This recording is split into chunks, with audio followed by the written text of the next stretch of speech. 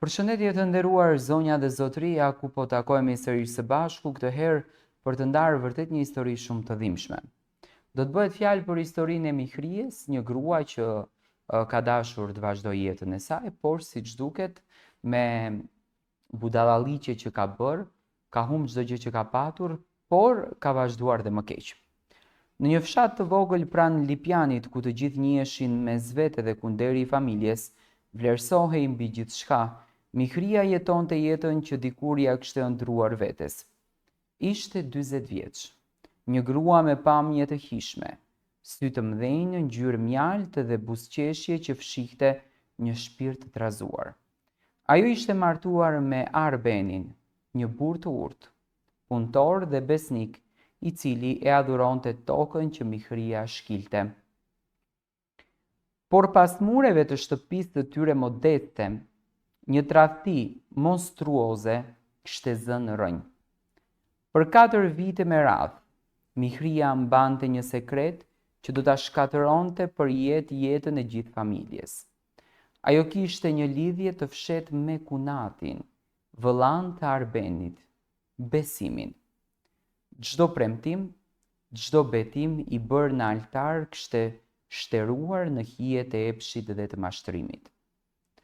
Fillimisht ishte vetëm një gabim, një natë, një moment dobësie, një afrim që se kuptuan si ndodhi, por shpejt ndjesia e fajit u zëvendësua nga etja për rrezik, nga dëshira e ndaluar.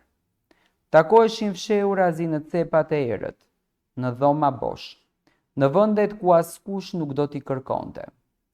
Arbeni i verbër nga dashuria s'kishte dyshuar kur ai e shihte Mihrien si gruan më të përkryer, të devotshme dhe të moralshme.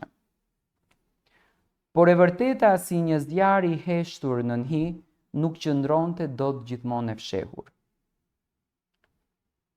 Një natë të ftohtë dhjetori, Arbeni duke u kthyer më herët nga puna, pa në sytë e tij atë që kur s'kishte dashur ta imagjinonte. Nën hijen e oborit të shtëpisë, Mihria dhe Besimi ishin së bashku.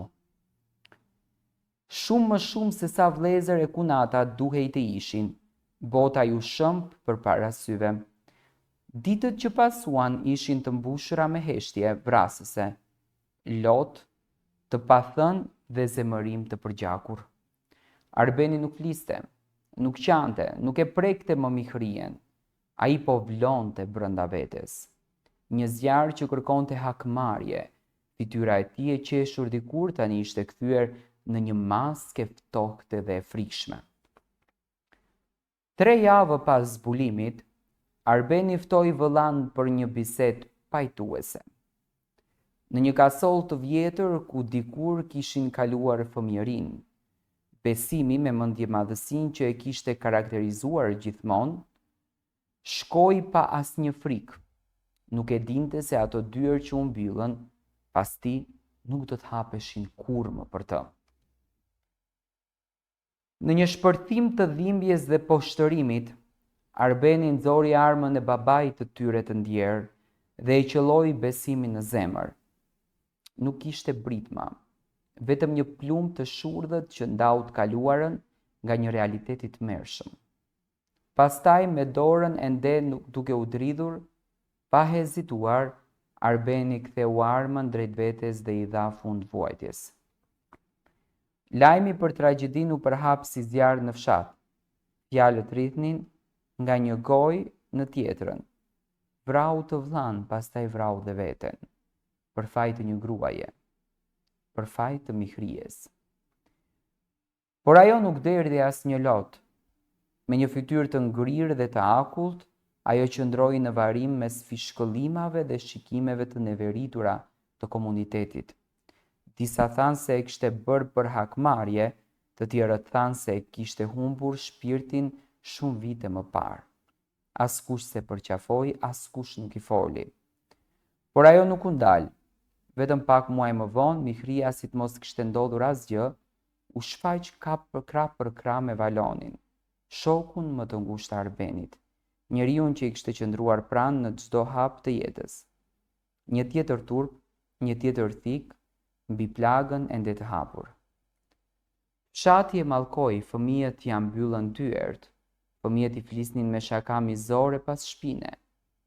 Por mihria si një fantazmë që ushqehej nga zemërimi i të tjerëve, ecte përpara pa kur fare pendese.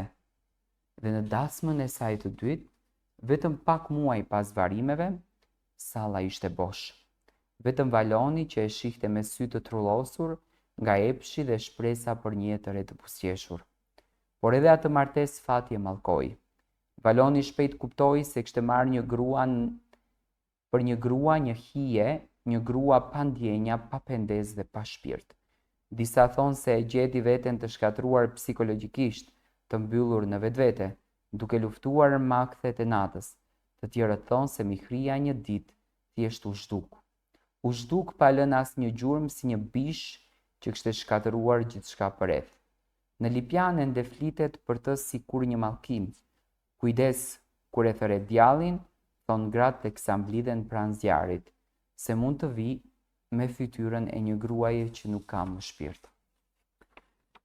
E pra të dashur miq, ishte kjo historia e mihries, do me thënë një grua që bashkëshortin e saj ka tradhtuar me kunatin, dhe pas tradhtis me bashkëshortin, pasi që bashkëshorti e ka zbuluar mihrien me të kunatin, e ka vrarë vllaun e tij Besimin me armën e tjatit. Por mihria, një grua e pamoralshme, një grua e pacip, një grua e pandershme, ka bërë edhe një tjetër akt makabër më të madh, ka ikur me shokun e burrit, në këtë rast me Valonin. Dhe Valoni pastaj e ka lënë. Do me thënë, është një histori që brenda vetes e kuptojmë apo e bëjmë atë pyetjen deri ku mund të shkon robi për interesin e tij. Dhe në këtë rast, mihria shkonte në të pamundurën ta bënte të mundur, edhe pse nuk kishte fare dashuri dhe fare përqyeshmëri në zonën ku mihria banonte dhe atje ku mihria jetonte.